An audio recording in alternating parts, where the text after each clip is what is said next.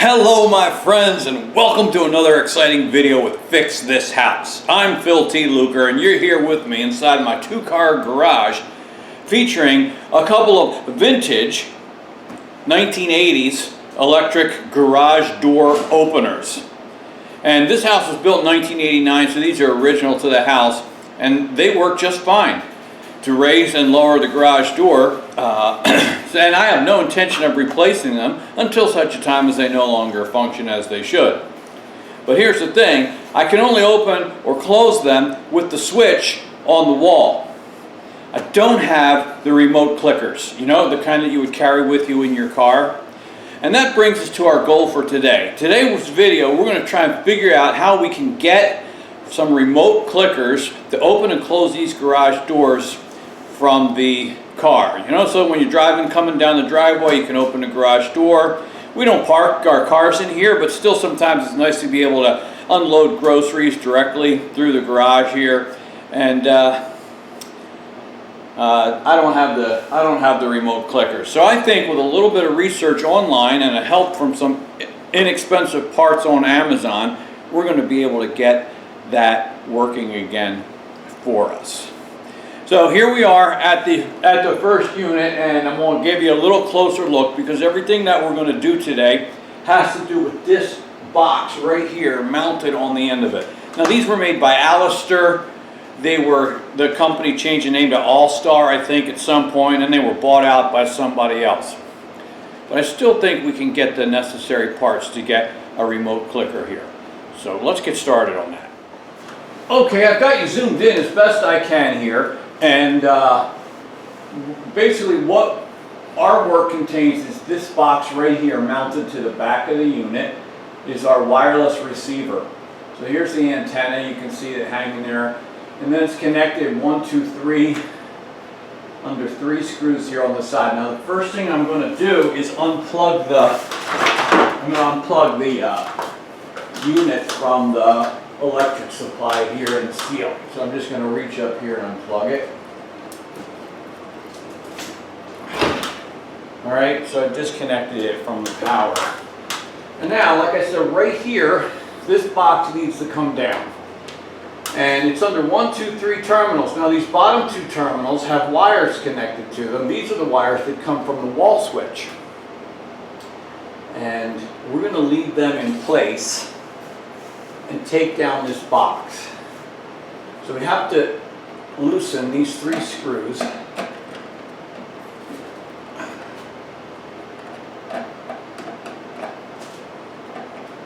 And after we take down this wireless receiver, we're going to leave the 2 wires connected, or I should say I'll just reconnect them so that our garage door continues to operate from the switch on the wall. So having loosened them, this box comes down. This is what we're going to be working with next. So we take him down, and then I'm just going to make sure these 2 wires from the wall switch are still connected. And just be careful that the copper wire only touches the terminal that it's going under, because they are very close together here. Alright, so that being accomplished, I can plug it back in again, and the garage door will continue to function. This wireless receiver is not being used right now anyway, so it's not a problem to take it off and then continue to use the garage door opener. Okay, so we're over here at my desk with this wireless receiver, and Pulsar is what it says on the front, and we have some other identifying information here on the back, FCC ID number, Allister access controls, and we got a model number, ADD9931. You see that right there. And the technology worked in such a way, and I'm operating under the assumption that this wireless receiver is still in good functioning condition. It's simply we don't have the wireless transmitter, the remote clicker, as I've been calling it, to make this function and operate. Now you're going to see, here's how these worked back in the day. It's this little access panel that I can pop off, and you can see in there a series of dip switches. Looks like there's a how many of them are there? 3, 4, 5, 6, 7, 8, 9. 9 of them. Not sure if you can see that. You can see them in there. And they're just 2 position switches, one way or the other. And you can configure those switches, those 10 dip switches, you can configure those in a variety of patterns. And then you simply have to have your remote clicker with its set of 10 dip switches exactly corresponding to this one. And then you could, if you wanted to, for security, change it up in your clicker and in this receiver from time to time, just to keep any from accidentally or deliberately figuring out the setup for your garage door. I'm not really too worried about any of that in terms of privacy. But the new models don't work this way. They have a higher level of security than 10 dip switches, and it's just in a particular pattern. But this is how these work. So I've got to get a remote clicker that also operates with the series of corresponding dip switches, but also operates on the same frequency as this receiver. And I'm going to try to pop it open because I don't know what frequency that is. I don't have that information. Possibly I could look it up online. So I'm going to try to take apart this and see if there's more information inside there. Got a couple of tabs here that should allow me to open this up. Alright, so it does come apart. So you're seeing inside this for the first time, as am I. This marking is interesting to me. It looks like June 1st, 240. I don't know how to interpret that. Is that a date? June, J-U-N would certainly seem to be June. But I don't know what 240 means, because this is certainly from the 1980s. So I was kind of hoping that inside here I would get some information. I don't see any problems here. I don't see any resistors that are swollen or things that look irregular. So again, I do think this is going to function if I get a remote transmitter clicker to correspond with it. So I'm going to try to poke around online with the model number for this and see if I can figure out the frequency at which it operates, because I think that's a key bit of information so we can get the right clicker. But there's your series of 10 dip switches that you can change the combination for, if you will, and it has to match your dip switches in your remote clicker. So let me work on that a little bit and I'll come back with my results. Alright, so we're back, and that did not take long. You're looking at my computer screen. I simply did a search on what is the frequency of Allister garage door wireless receiver. And the first thing that came up is a product that's being sold, but it has the information that I think we need. Allstar garage door opener. So I told you that Allister later was called Allstar. Current model replacement. Replaces Pulsar. That's what our wireless receiver is, or Allister brand gate or garage door opener receiver. Look at that, it says 318 megahertz frequency.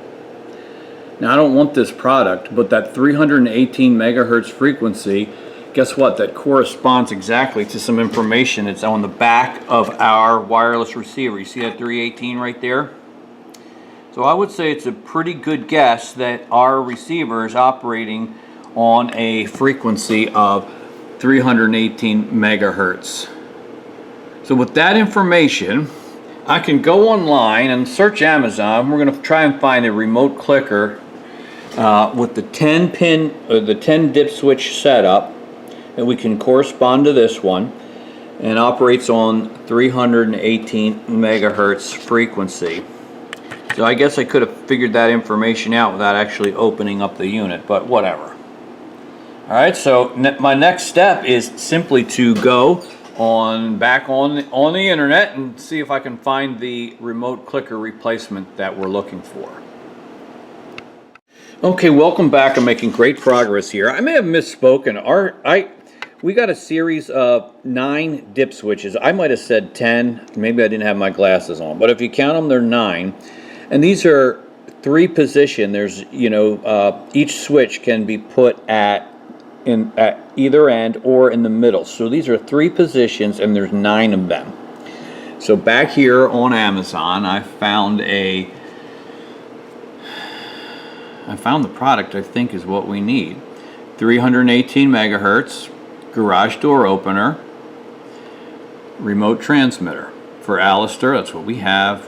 Allstar, that's what they became. Pulsar, that's the name on the front of our receiver. Challenger, I don't know, maybe another brand. Alright, it works with radio frequency. Down here, it's a 1-button single channel remote transmitter, 318 megahertz frequency. It's what we need, and it has 9 3-position trinary dip switch format. That's what we want. Alright, so looking here at this photo, comes with the battery. There's easy access to the 9 3-position dip switches because we got to correspond those to exactly the same setup in our receiver. So I think this is exactly what we need, and it's $20.95 with free delivery. In a few days it'll be here. So I think I'm going to go ahead and buy that because I think this is exactly what we need. And then once it arrives, I'll turn the camera on again and we'll have fun testing this out. I'll see you then. And I welcome you back. For me, it's been about a week waiting for this transmitter to arrive. For you, it's been only a matter of seconds. But here we are. So I bought this off of Amazon from Gate Openers Unlimited, and I will leave a link in the description for the same product if that would be of help to you. And I looked at the instructions, and they're pretty self-explanatory. You can open the there, so that's where our battery's going to go, and there's the access to our dip switches. And the only thing I wanted to highlight from the instructions that were included, something I would never have expected them to say, but here it is. Do not set all switches. There's 9 dip switches, 3 positions each. Do not set all the switches in same position, such as all positive, all negative, or all 0. I don't know why. If that's just because that's too easy to figure out for an unscrupulous person, or is it simply that it's not going to function properly? So we will follow their instructions and not do that. So 9 dip switches, 0 to 9, and let's start here with the receiver, which might be easier to see. And you can adjust these switches easily enough with a small screwdriver, such as I have right here. So I think what I want to try is I'm just going to alternate. Okay, so dip switch number 1 all the way negative, dip switch number 2 up 2 clicks to positive, number 3 all the way down, number 4 all the way up, number 5 all the way down, number 6 all the way up, number 7 all the way down, number 8 all the way up, number 9 all the way down. All right, of course now I've got to mimic that on the transmitter, and fortunately they are all numbered, so I can see those numbers, and I don't know if you can see it too well. I've got you zoomed in, but still it's kind of tough. So number 1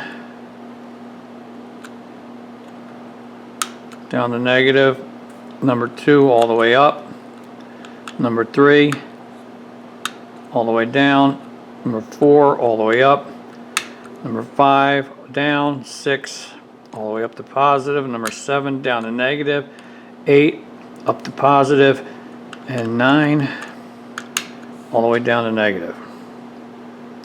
Alright, so those should match. Now we can install the battery,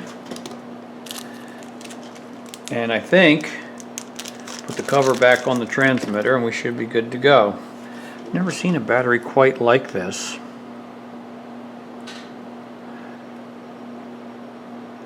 I think it's a 12-volt battery, just a little guy. Anyway, it was included, so that's helpful. Battery in. He's back on. Okay, must be working because we get the red light when we click it. And now it's a matter of putting the cover back on our receiver. I actually broke off a couple of these tabs on the plastic, kind of brittle as it was when I was taking it apart. So it's not clipping on this side. Probably not a big deal, but maybe I'll just get a piece of tape to keep it closed. And somewhere we have our dip switch cover. You can go back in. Great. And now we're ready to put it back up on the garage door opener, which is simply going to be the reverse of what we did to take it apart. So I'm going to do that on my own, and I'll meet you ready for the big test here in just a moment. Alright, well, you can see the garage door behind me and the garage door opener. I've got the clicker right here. Let's test it out. Oh yeah. How awesome is that? I can't believe it. I wonder how long it's been since this garage door was opened or shut with one of these remote transmitters. Wow, that's fabulous. The only other question remaining is how far from the receiver can we go and still make the communication necessary to open or close the door. Let's try that next, out on the driveway. Okay, I'm outside here, right about where we park our vehicles, and I'm wondering if it will reach from here. How far is that away? I don't know, maybe 50 or 60 feet. Let's give it a try. And it's coming down. Well, that's good enough for me, you know? You pull in, park here, open a garage door, unload your groceries or whatever. I think that is beautiful. I'm so happy about that. Let's do it one more time just for fun. And up it goes. Well, that's it. I want to thank you for watching today's video. I hope it was helpful to you. Check out the links in the description if you want to get some of these products yourself. And your comments and questions are always appreciated. Thank you for watching Fix This House. Please like, share, subscribe, and all those things that will make me a success in the YouTube algorithm. Bye, everyone. See ya.